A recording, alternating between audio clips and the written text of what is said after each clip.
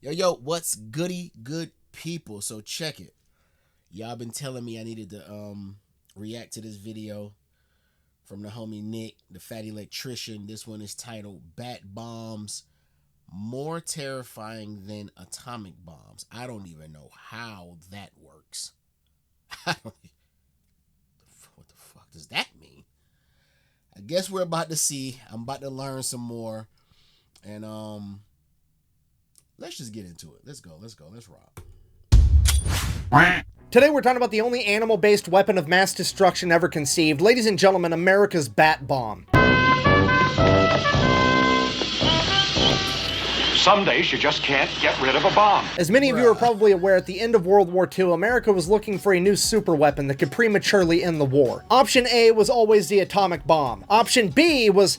well, that was also the atomic bomb. But option C involved 1 million free-tailed Mexican bats and napalm. No, I'm not making this up. I read the entire book to get ready for this video. Okay, here's the deal. It's not really a bomb. It's a giant bird cage that looks like a bomb, and inside of each one of these cages was 1,040 free-tailed Mexican bats that had a napalm incendiary device super glued to their chest that was rigged to go off with a timer. The idea was to do a bomb.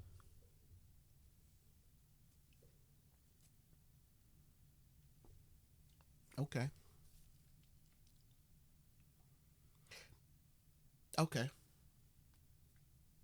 Okay. Okay. A bomb super glued to a bat chest is wild maneuverings. Cages was 1,040 free-tailed Mexican bats that had a napalm incendiary device super glued to their chest that was rigged to go off with a timer. The idea was to do a bombing run at dawn, releasing a bunch of these canisters. After being released, they would travel down several thousand feet before deploying a parachute. This would both slow down the cage and open it so all the bats could fly away. And because they were doing this bombing run at dawn, all the bats would immediately try to find somewhere to roost for the day so they could go to bed. And since they're bats, that's always going to be some dark, hard-to-reach nook or cranny like an attic, and given that Japan was made pretty much exclusively out of wood and paper at that point in time, presented an enormous issue in 2 hours when those bats would burst into flames and presumably light an entire city on fire. Bah! Does this hurt the bat? Bah! Yes, this hurts the bat, okay? Just don't tell PETA. I don't need them coming after me with their frail and... I was just about to say, wait a minute. You just get to gather up animals and you blow them up at your convenience.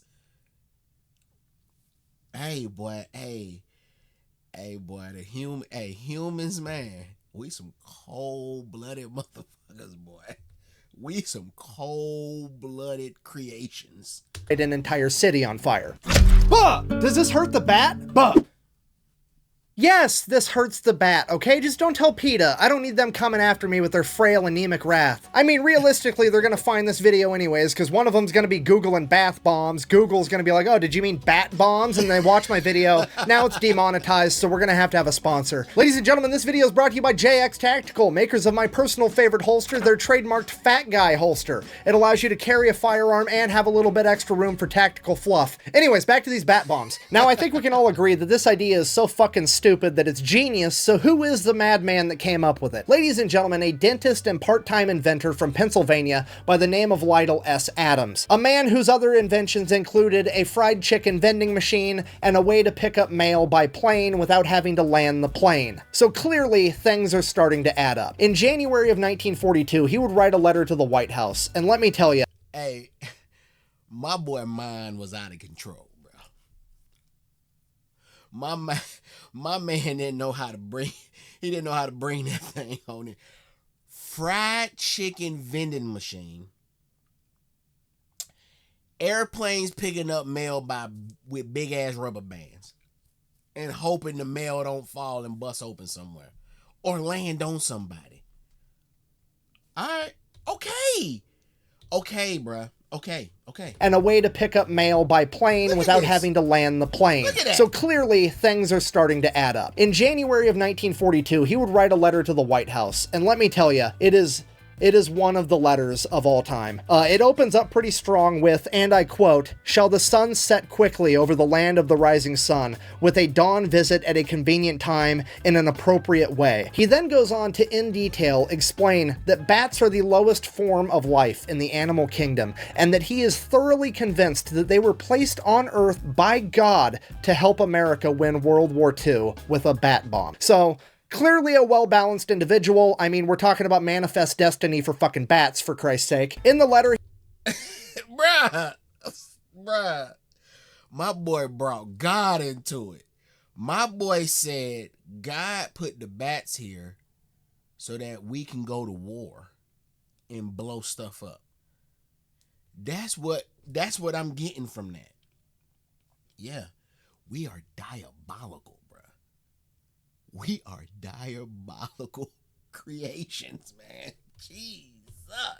To help America win World War II with a bat bomb. So, clearly a well-balanced individual. I mean, we're talking about manifest destiny for fucking bats, for Christ's sake. In the letter, he then goes on to in detail explain why this is such a good idea. Bats are faster than birds. They can carry twice their weight. You can throw them in the fucking fridge so that they go into hibernation, and that'd be a really convenient time to strap a bomb to them. You know, awesome stuff. I think the point I'm trying to get to is there's no way in hell this letter is making it through the screening process at the White House to make it to the president, right? Wrong. Apparently this guy knows Eleanor Roosevelt, mails the letter directly to her, she gives it to FDR, and FDR fucking loves it. He immediately forwards the letter to his military generals with a note of his own that says, and I quote, "This man is not a nut. It's a perfectly wild idea that we need to look into." And that's it. The president said we're doing it. Wait. Let me take that back so I can read it. That last line. You might reply for me to Mr. Adams' letter. Oh, okay. You just tell him to reply. Okay. It's a perfectly wild idea that we need to look into. And that's it. The president said we're doing it. We're fucking doing it. America's building a bat bomb because a dentist in Pennsylvania said so. All right, fast forward like a year and a half. They figured out how to make the bomb itself. They figured out that they're going to use the Mexican free-tailed bat because it's very fast and very strong. They figured out that they're going to use napalm instead of white phosphorus. They've figured out how to attach the incendiary device to the bat itself. All that's left to do is to test it. And on May 15th, 1943, that's exactly what they're going to do. Needless to say, everybody that knows about it's really excited. All the bigwigs are showing up. There was even a Marine Corps General, Louis DeHaven, that showed up unannounced and uninvited because, well, he's a Marine and he heard that somebody was going to be blowing shit up with bats, and that's just what Marines are into. So they start the first test. They're going to drop 250 bats with nothing attached to them just to see how the bats react to falling out of an airplane. So the bomb drops, the canister's open, the bats take off. They go like 20 miles to some ranch that's near the airfield. They're everywhere. They're in this guy's barn, they're in his attic, they're in his hay. The bat bomb worked perfect. Okay, so test number 2. Now they're going to strap the incendiary devices to the bats, but they're going to de-weaponize them just to see how the bats behave when they're carrying their own body weight worth of explosives. So again, they drop the bomb, the canister's open, the bats take off, but they don't go nearly as far because they're over-encumbered. Instead, they decide to just infest everything on the airfield. They're in the barracks, they're in the airplane hangars, they're underneath the general's car. And then 15 minutes later, they realize that they forgot to de-weaponize them. The bats blow up and burn the entire fucking place to the ground. So the entire Army chain of command that's been in control of this project the entire time freaks out. They decide they're going to terminate the whole thing because obviously it doesn't work. Wait. Obviously it doesn't work. Wait. Hold on. They forgot to de-weaponize the bombs and burnt the place down? Nah, Slime. Nah, I gotta rewind that. I gotta hear this again. The airfield, they're in the barracks, they're in the airplane hangars, they're underneath the general's car. And then 15 minutes later, they realize that they forgot to de-weaponize them. The bats blow up and burn the entire fucking place to the ground. So the entire Army chain of command that's been in control of this project the entire time freaks out. They decide they're going to terminate the whole thing because obviously it doesn't work. And that's when that Marine Corps general that wasn't even invited, General Louis McHaven, shows up as like, no, it worked perfect. You dumbasses just forgot to de-weaponize the bats. Right, that's what I was saying. I'm like, it didn't work. It did work. It just... y'all trying to cover up y'all mistake is what that's how I'm reading it. That's how I'm reading it. But let's Let's see where this goes. Even shows up as like, no, it worked perfect. You dumbasses just forgot to de-weaponize the bats. If you don't want it, the Marine Corps is going to take it over because this shit's awesome. And that's pretty much exactly what happens. The United States Marine Corps takes over the entire project and it becomes known as Project X-Ray. Why'd they call it Project X-Ray? I have no fucking idea, and neither does anybody else. I mean, to be fair, we all knew the Marines were going to be in charge of this at some point. I mean, they're... I'm gonna shoot my shot. I'm gonna shoot my shot. Project X-Ray is because the bombs blow the damn bats up and you see all their insides like an X-ray.